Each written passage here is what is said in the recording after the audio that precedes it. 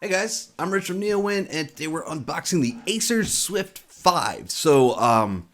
You might recall I had the Acer Swift 3 not too long ago. That was a $699 laptop, which it really kind of hit a sweet spot for me.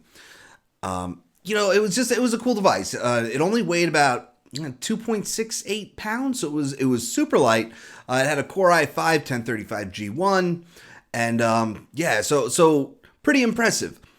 This one is a $999 device. So Acer has three tiers from its Swift series, which is all meant to be super light. Now, this one, it's kind of the mid range of the pack, and I'll get to that in a second. But there's the Swift 3, the Swift 5, and the Swift 7. The difference. It depends what you're looking for though, because like this one has a Core i7 1065G7, which as far as Intel's 15-watt Ice Lake processors go, this is the top of the lineup. Now the Swift 7, see, this one weighs 2.18 pounds. That's under a kilogram, which is really light. And I feel like this is more the sweet spot. The Swift 7 hasn't been refreshed recently, but that uses a Y series processor. So the last generation, it was an 8th gen chip, and which was a 5-watt processor. So there's a lot less power, although the laptop does weigh in at under 2 pounds. So like if you're deciding between a Swift 5 and a Swift 7, you're gonna get more power from the Swift 5, and it's still like crazy light. Like under a kilogram is crazy light. If you want ultra portable, you go Swift 7. Thing about Swift 7, by the way, to go a little bit off topic for now, like I said, they haven't refreshed it because I don't know. Intel, I guess I assume that they're behind on Ice Lake Y and Comet Lake Y. I haven't seen any devices, even though they announced those chips at the same time. I haven't seen any, but that should actually be pretty exciting because they're adding Iris Plus graphics. They're making them quad core instead of dual core. So this year's Swift 7 should actually be a pretty exciting device. But I actually have no prior knowledge of the device, to be clear. But I'm just saying I'm excited about it for now. But as the lineup stands, the Swift 5 feels like it's that sweet spot for performance while still being super light. And I've seen images of the device. I haven't opened it up yet. That's why I do that on video. But the images I've seen show a very pretty device. It's made of magnesium alloy, which is very common for...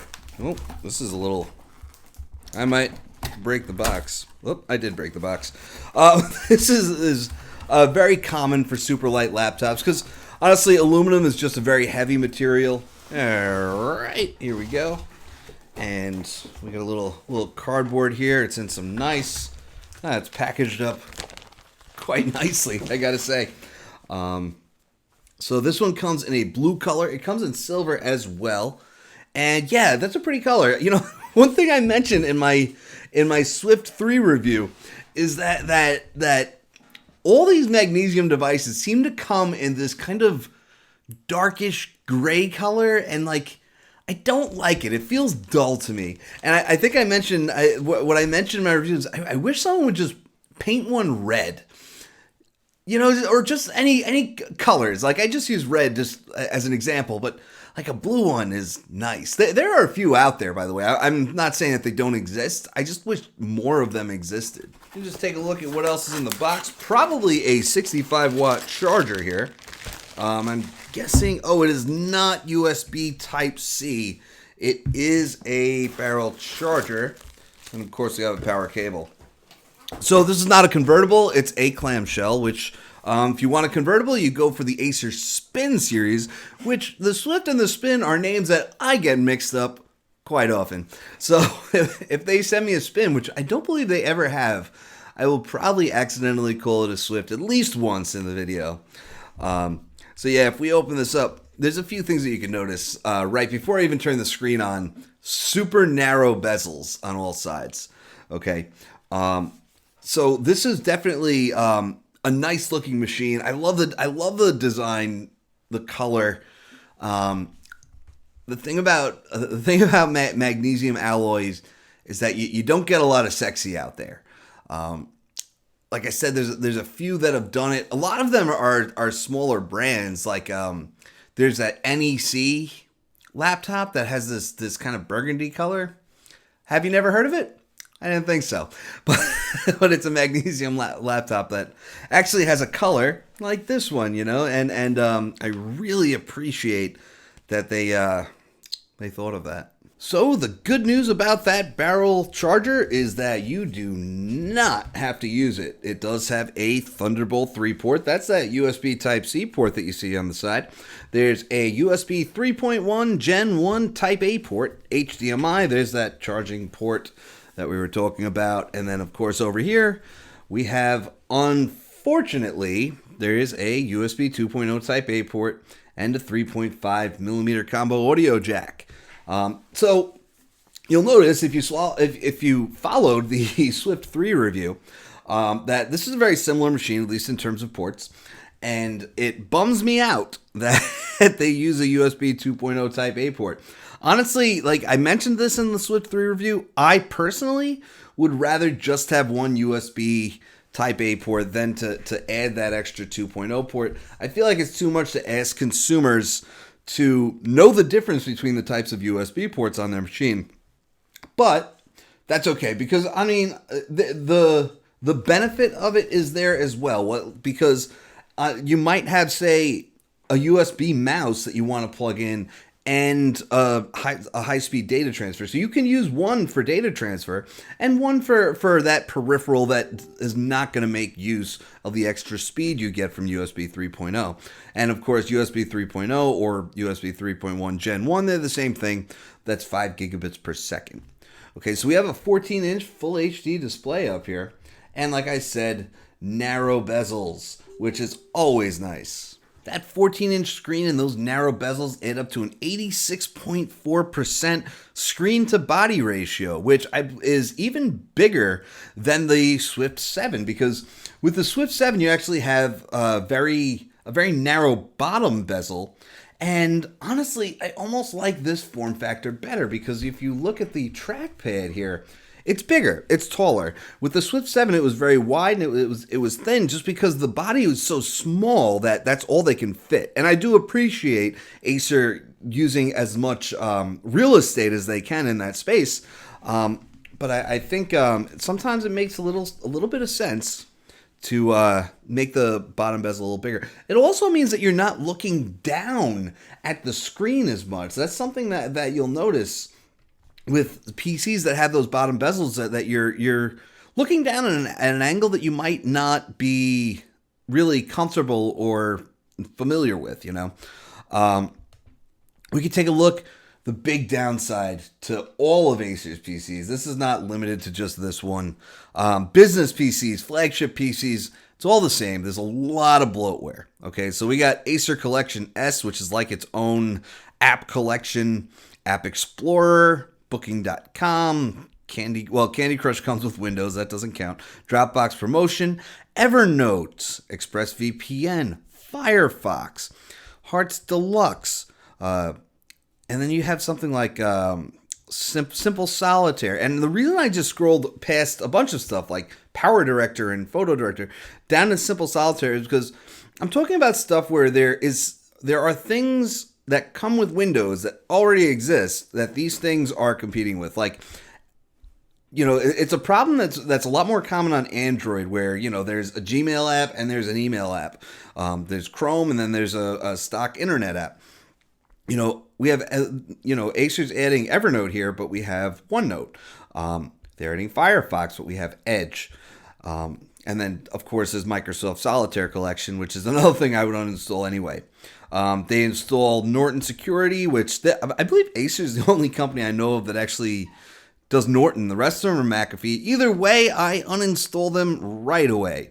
But yeah, so Acer PCs are they're one of the companies where I'll actually spend more time uninstalling bloatware than other companies. I've spoken to the guys at Acer about this, and it kind of is what it is, and a lot of people I've spoken to agree. So hopefully it changes at some point, because honestly, no one really does that anymore.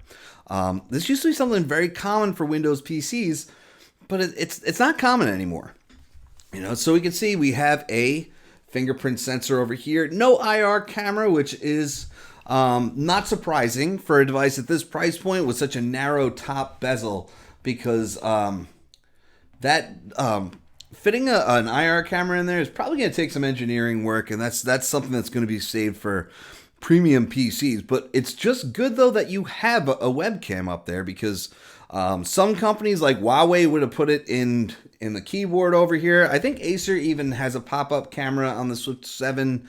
Some companies put it in the bottom bezel, so it's nice you have that in its proper place. So that's something that's always nice. Nice display. Seems to be the same one as the Swift 3. It's a matte display, although it does still have those vibrant colors. It doesn't look washed out like many matte displays that I've seen. And it's, again, super light. This thing is 2.18 pounds or 990 grams. I mentioned the style, even though like the key value to this, I really think, is just how light it is.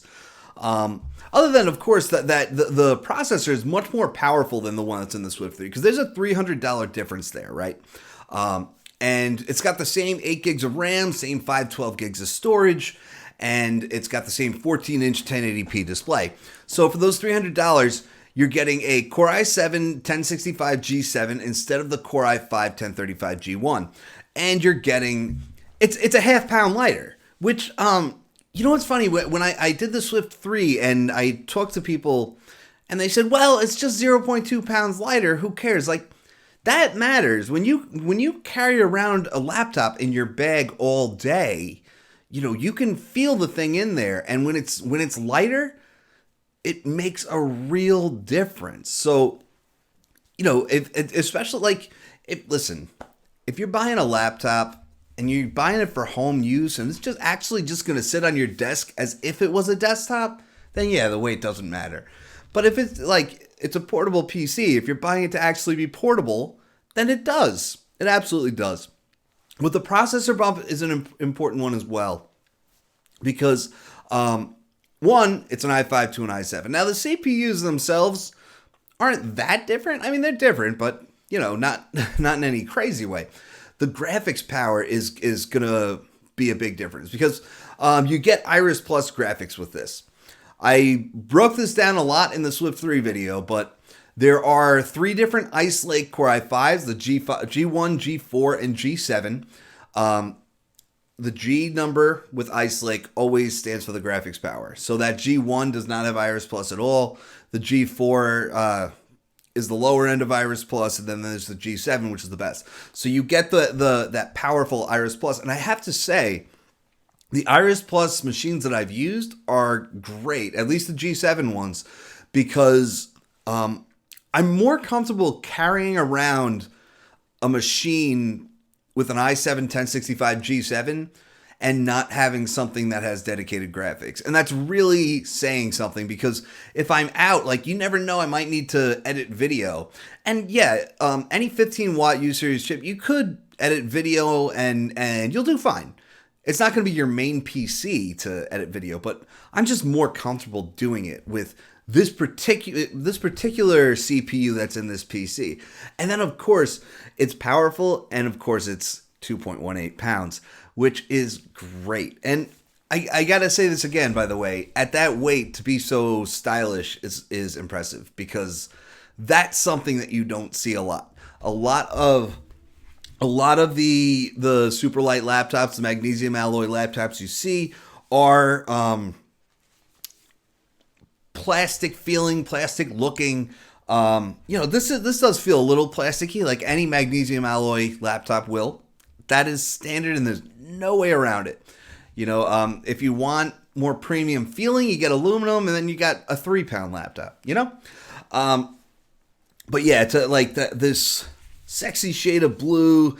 Acer is one of the companies that I like as far as design a little more than most. Probably anybody except, I don't know, HP.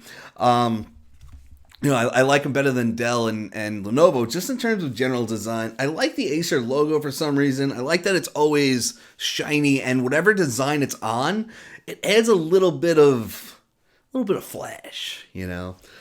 We got little gold colored trim around the back, and it's a very well designed laptop. So yeah, so anyway, guys, I'm gonna have a review on this in a couple of weeks. Otherwise, I'm just gonna keep saying the same thing over and over. So I'm Rich from NeoWin. Have a great night.